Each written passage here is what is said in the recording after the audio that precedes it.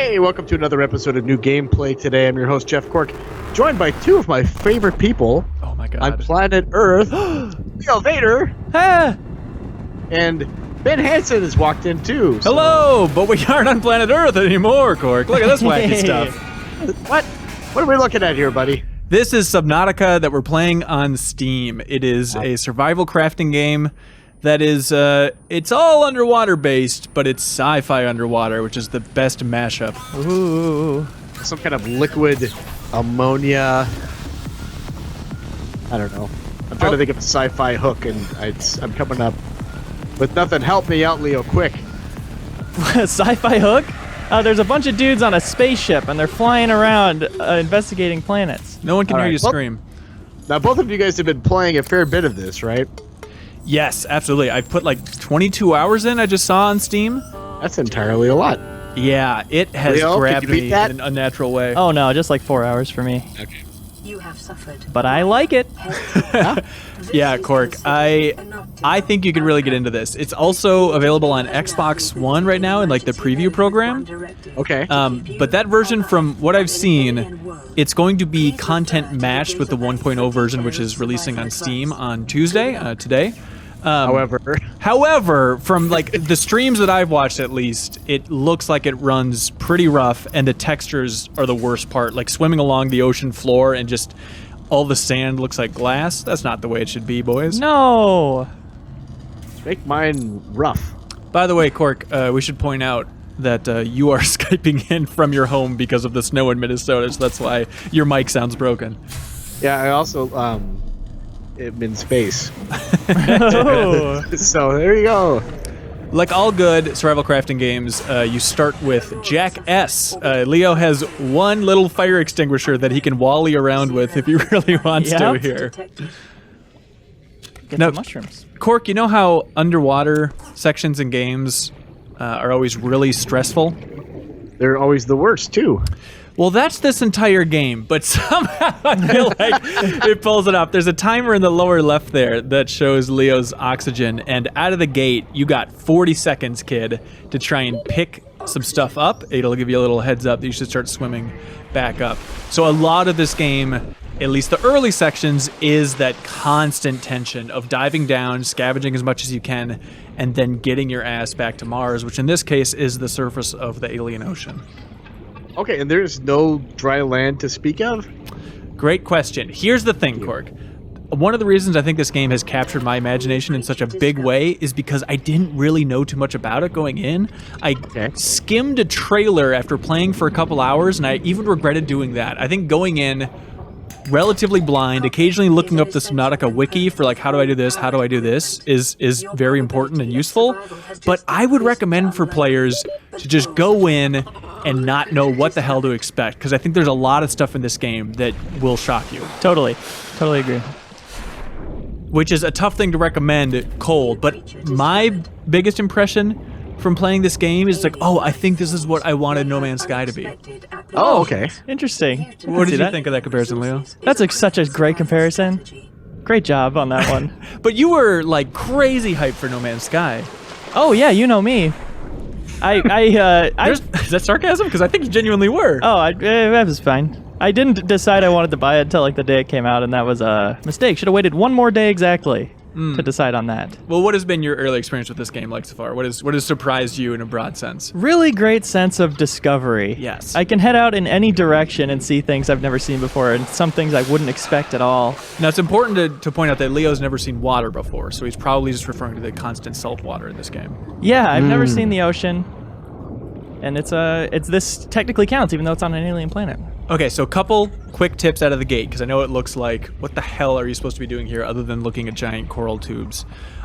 You are going to be crafting. That is like your home little hub station right over yonder, 76 meters away. That is your base out of the gate. Now, there is a large building component in this game, and you can build some crazy ambitious stuff. But for starting out, you're going to want to scavenge the ocean floor, get bits and pieces along the way. There's wreckage all over the place. Also, you're going to find, what could a sea glide possibly be? It will come in handy later, and it is a game changer. much in the same way as like, some sim games like a Stardew Valley or something like that. There are some items you'll get. That thing's a son of a bitch. Hate that thing. But where he comes from, he actually is a nice, see that right there? That's going to be useful later on. And that little exploding fish is always coupled with the cave sulfur. So even though it's a pain in the ass when it blows up, it's a nice indication that like, there's going to be cave sulfur nearby. Yeah. It took me forever to figure that out. That's where cave sulfur came from? Yeah, it's a tough one to find. Yeah. Anyways, what I was going for is there's items that you'll get in this game that just are wildly satisfying, that just feel like, okay, this is completely game-changing. And it's just a constant sense of progression with that, Cork.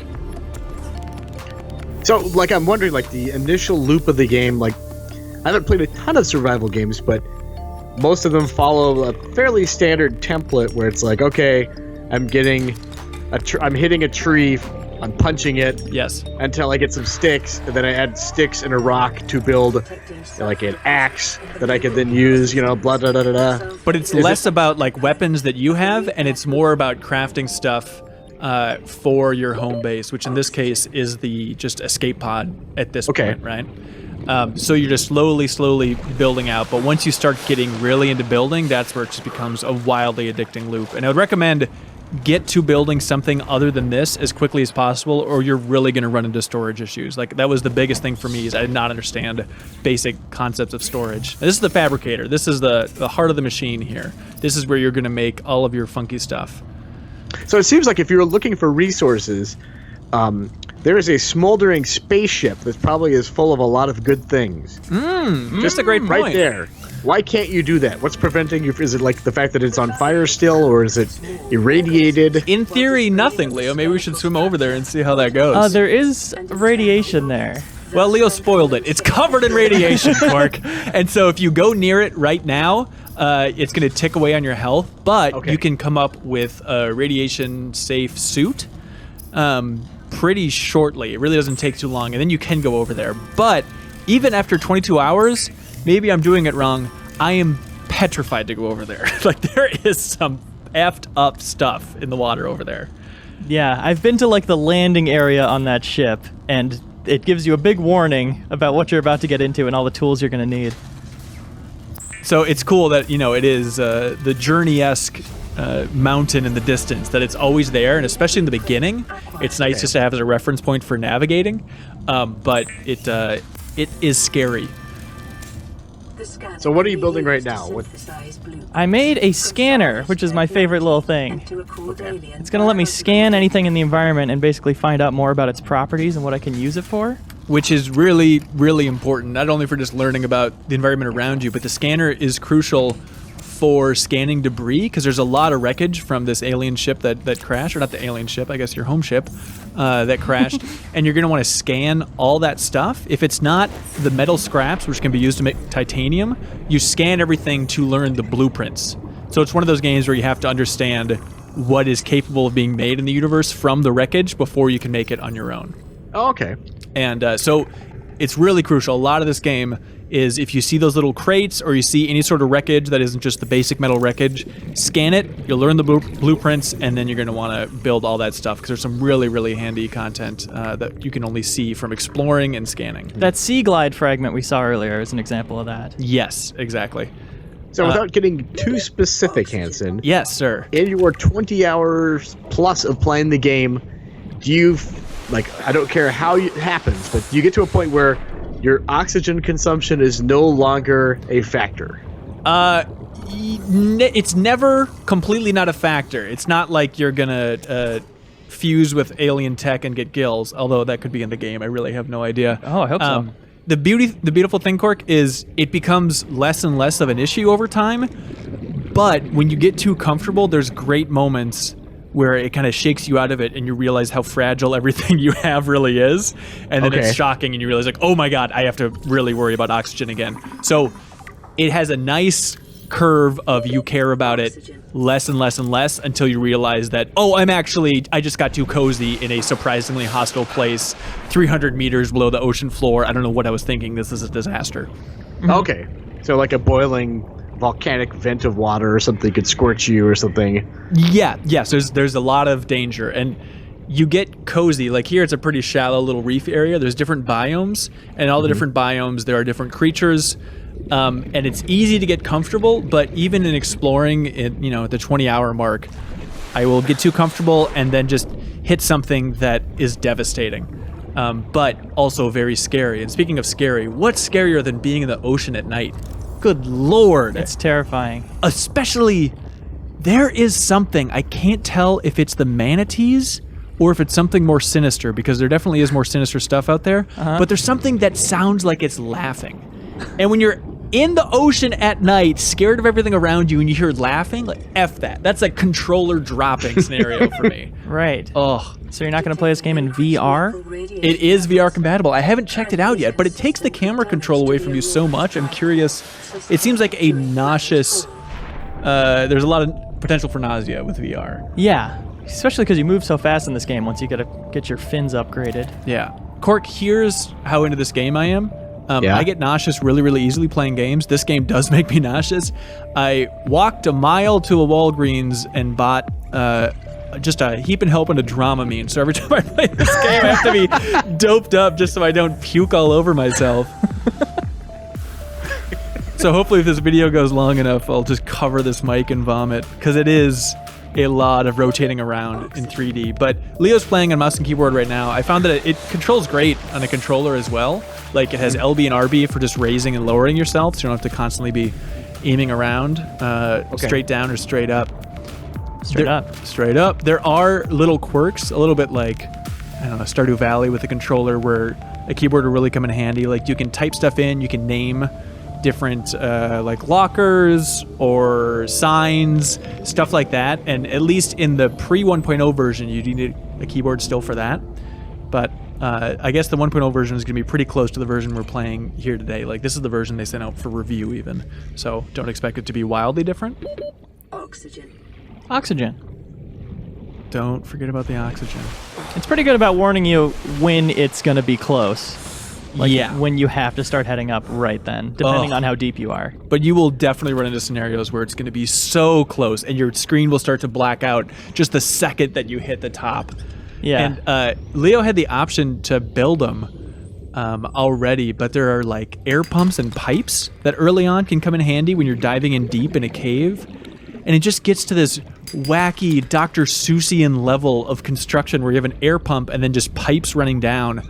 But it is so terrifying to be in this cave in the dark at the bottom of the ocean and lose track of where your oxygen pipe is. And then when that meter starts going down, it's like, oh my God, I need to find that pipe and just suck the bejesus out of it. Because if you die, you lose the materials you were holding. And then if your oxygen runs out, at that point you start losing health at a pretty steady clip. You or black out. Blackout, you die, and you go back to your base, losing the stuff you scavenged. But thankfully, it's very generous in that it doesn't take away your equipment. So if you have equipment in your inventory, you don't got to worry about losing that. Okay. We started right above all this sandstone. That's very nice. Very nice. So it just randomly drops you off somewhere then? There's a bunch of different starting locations, but the map is consistent. And Leo, get out of there! No! Oh! You idiot!